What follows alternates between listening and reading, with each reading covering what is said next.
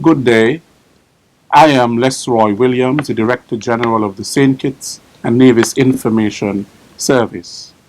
Today I am joined by the new head of the United Nations Development Program, Mr. Magdy Martinez-Soliman, who will tell us something about the United Nations Development Program and tell us something about himself and why he is here in the Federation. Mr. Soliman, good day. Good day to you, Lesroy. Right. You have a Spanish name, it's Martinez-Soliman. Your Spanish background. Yes, Dad is Spanish, and my mother is Egyptian. So that explains the Soliman. Okay, and the Martinez is the Spanish part of it. Indeed. Okay. Now, Mr. Martinez-Soliman, what are you doing in the Federation? What brings you here? Well, the first and foremost purpose is to be invited to present letters of credence to the Honorable Prime Minister tomorrow. I will thereby start formally my assignment in St. Kitts and Nevis, being duly acknowledged as the representative of the UN's development program, and start coming more frequently, I hope, to give some impetus to the programs that we have here in collaboration with the government. Right. And then, of course, I'm also here to join the celebrations of independence, which are a good reason to come and join my fellow diplomats who have been coming as a flock to St. Kitts to be in the parade and in the events that will honor the day for the country. Certainly. Now, this position that you have newly taken up, you have your office in Barbados, and of course you're responsible for the OECS, which is the Organization of Eastern Caribbean States, which of course brings full responsibility over the Federation of St. Kitts and Nevis. Could you tell us something about your role in terms of heading this UNDP office and what your role entails?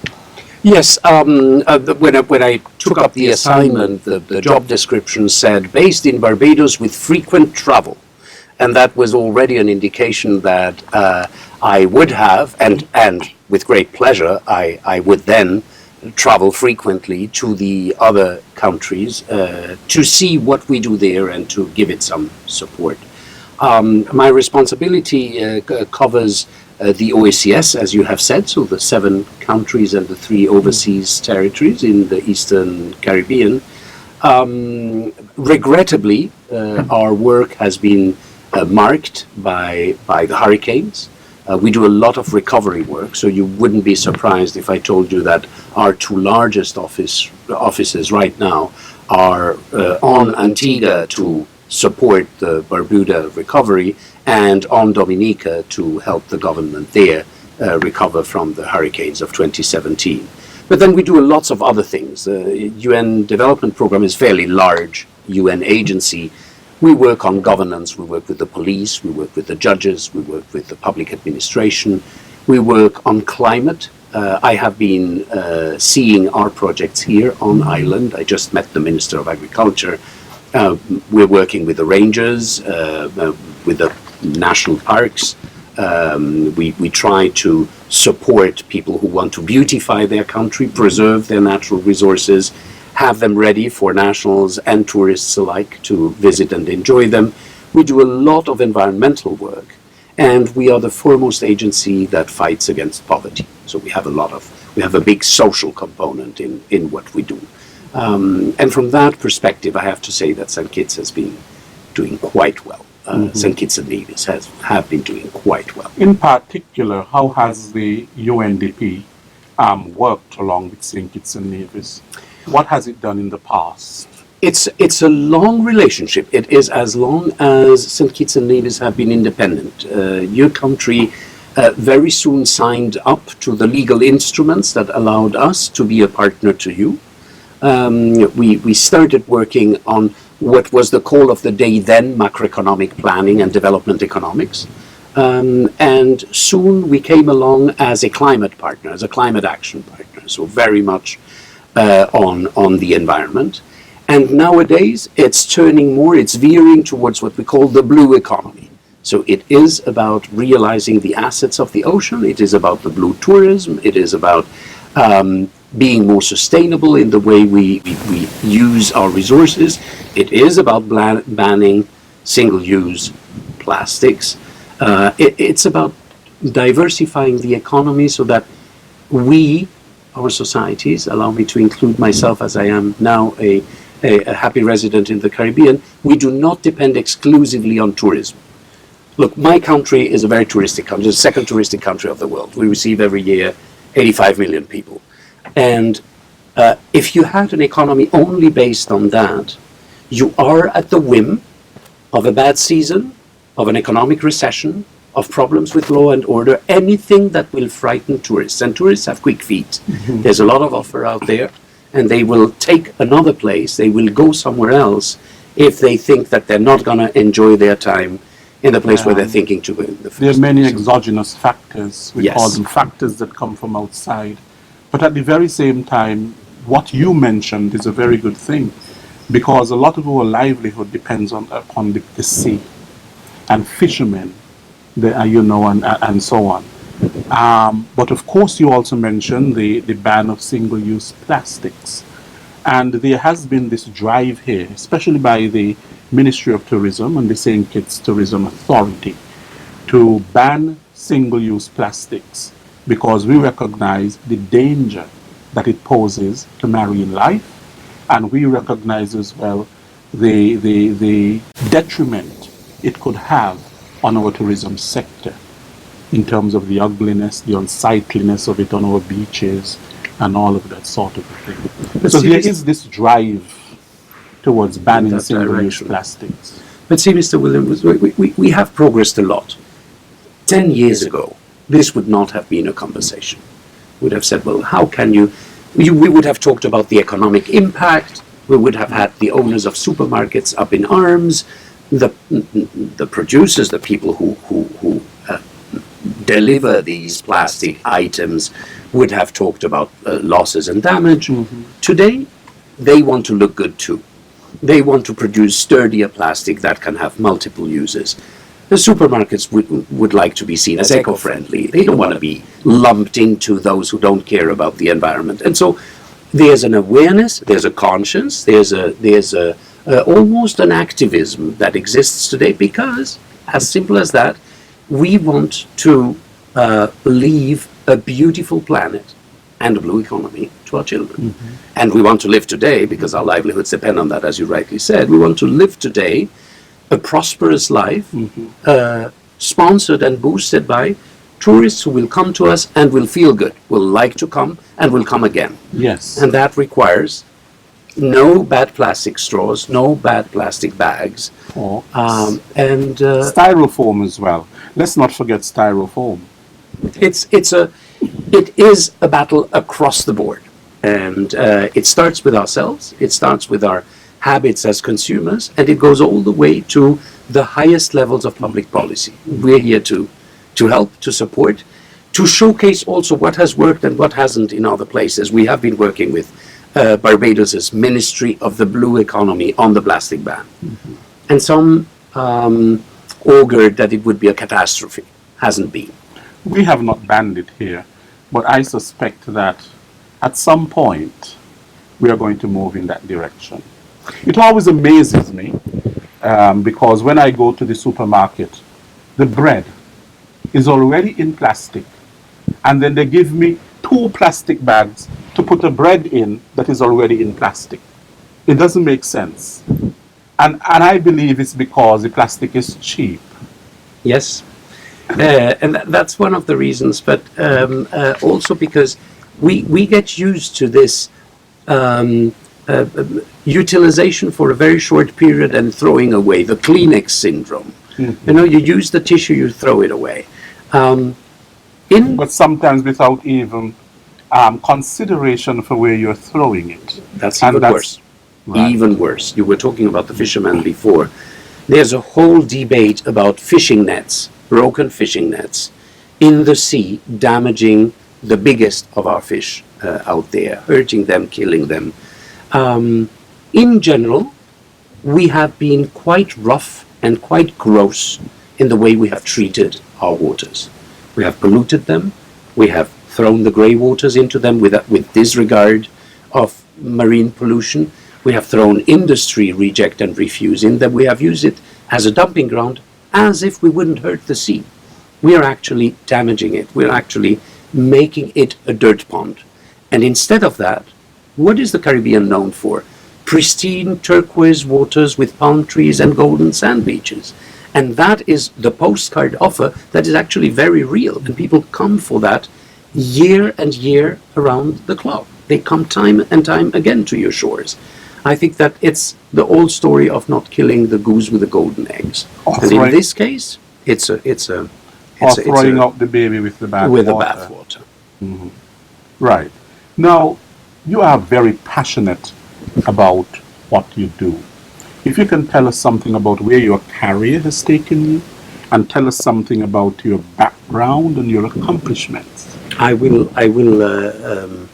give you a short gist of where I've been. But let me first say that of course the United Nations have allowed me to live in many places, so I'm absolutely thankful to the organization for that opportunity. I didn't start as a young professional in the UN. I haven't come up the ranks, so to speak. I'm a lawyer by training, so I started in private practice. I was a barrister. I taught law in my university, my alma mater. And then I went into public service. I went into government in my country, in Spain. And after a while, there was a possibility to do a stint in Africa, country that was at war. I learned it the hard way. I went there. We worked on a reconciliation program between those who were the guerrilla there and those who were the government. I started liking that way of life and that ideal of doing good, but in a very practical manner. It was tough on the family because you had to live abroad in many occasions in non-family duty stations, as we call it, so separated from wife and children. But I went along, and the next posting was in Asia, in the south of Asia, in Bangladesh, close to India. We had there a very, very large office. It's now been in the news because it has generously hosted the Rohingya, the refugees from Myanmar. From there, I went back to Africa, West Africa, worked in Senegal, and then a couple of tours of duty in New York. Finally, a posting in Mexico City, with responsibilities for the whole UN. And my last postings have been in the Caribbean, Trinidad and Tobago first, and Barbados and the Eastern Caribbean now. So I wouldn't say that it's a decade. It is a decade, 2-decade-long career, but a career that has been varied and challenging and interesting every day. Challenging. What is challenging about it? Well, sometimes you have to speak truth to power. You have to tell the political leaders that something is not going too well in their countries and that they need to. They tend to listen to the UN because we have no agenda other than helping them. We give them crude facts. Sometimes I was mentioning in the conversation before the interview, that's right, that we had good facts to speak about in St. Kitts and Nevis. Let me give you one that is absolutely wonderful. You have the lowest child mortality of the region. Isn't that a wonderful fact to crunch? That is excellent. To say that children here are less affected by illnesses, less affected by lethal situations, and live healthier and longer lives than in other places where they have perhaps not as good health attention, or not as good a nutrition, or not as good a care by their parents or by government authorities. So we use those facts to trigger a policy response. Should I say that here we were very worried about the law and order situation, but it has considerably improved over the past year. Could you say that again? We had very bad figures in terms of criminal activity in St. Kitts and Nevis. And that has been happening until last year. Last year, the trend started to improve. And over the past 9 months, we have had a clear reduction in serious crime, murders in particular, and therefore a clear reduction of the trend of increase of the carcerary population. So something good is happening. Something good is happening. Somebody is doing things okay. Somebody is getting the policy right. And somebody in the police is doing their job right as well. Law enforcement. Yes. We will be tomorrow in an event organized by a UNDP project that is supported by our American friends of the United States Aid Agency. The Honorable Prime Minister will speak there. We will be talking about the improvement of the situation of law and order and law enforcement on St. Kitts and Nevis. It's something that is worth mentioning. Of course, there's many other things we could talk about. For instance, let me give you a not so rosy fact. In your country, you have fewer older folks having a pension than almost anywhere around. In Grenada, in Antigua, in Barbados, in Trinidad, there are more pensioners, more retirees with a pension than here. Something has happened there. Either they were uninsured, it's not that they weren't working, it's that they were working uninsured, is that the pension scheme didn't kick in, is that they didn't work long enough, or their jobs were precarious and they shifted from one employment to the next, but they didn't secure their pension rights. Something can be done about it. So that's what I hope to be discussing over the coming days with the authorities. Right, and you must recognize as well that we have a very young population. Indeed. Extremely young. Which is, as we say, it's a Which bonus. means people under 35. It is a blessing if you manage it well, but it is a time bomb if you don't manage it well. Young people will be a tremendous boost to the economy, to the creativity, to the innovation, to the energy of a country. They will add their strength and their capacity to the economy, the arts, everything that makes life worth living. But if you do not provide them with opportunity, if there are no jobs, if there's no good education, they will sit idle. It's a recipe for disaster. It's a recipe for disaster. It ends up being a source of disgruntled migration or crime. Mm-hmm.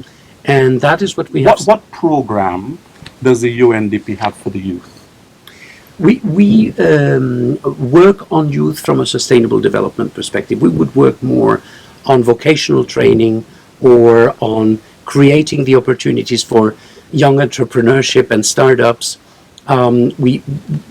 For instance, we were talking the other day about the possibility of increasing the rangers, the park rangers in the country. Well, that's an employment opportunity. We're talking about boosting the blue economy and the wealth that comes with it, for instance, in harnessing and harvesting the oceans as a resource.